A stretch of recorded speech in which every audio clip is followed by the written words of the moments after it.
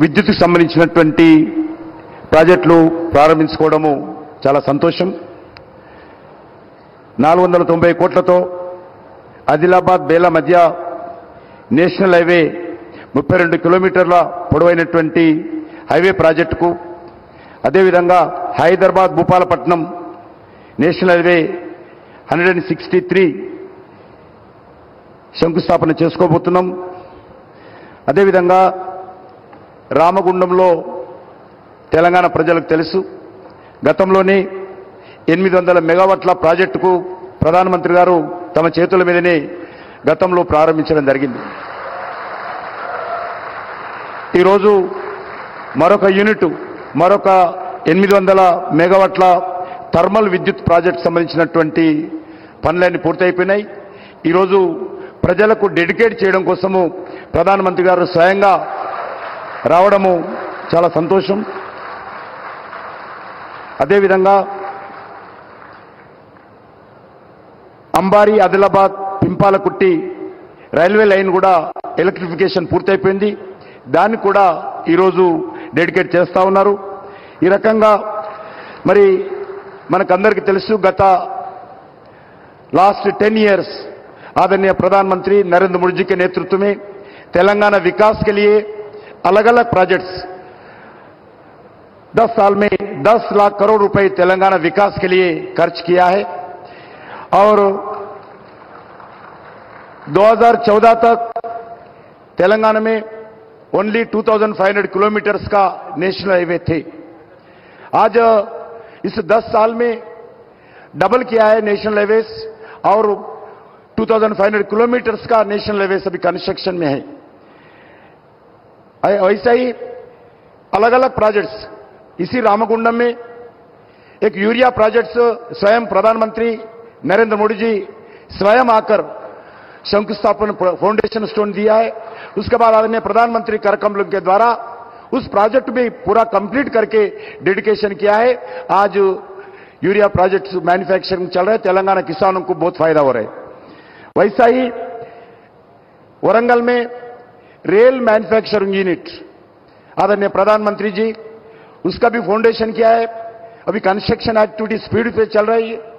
उस railway manufacturing unit में वरंगल में रेल इंजन से लेके वैगन्स तक मैन्युफैक्चरिंग करने का रेल डिपार्टमेंट ने निर्णय किया है. मैं उसका भी लगभग 3000 से ज्यादा लोग उस वरंगल में एम्प्लॉयमेंट जनरेशन होगा.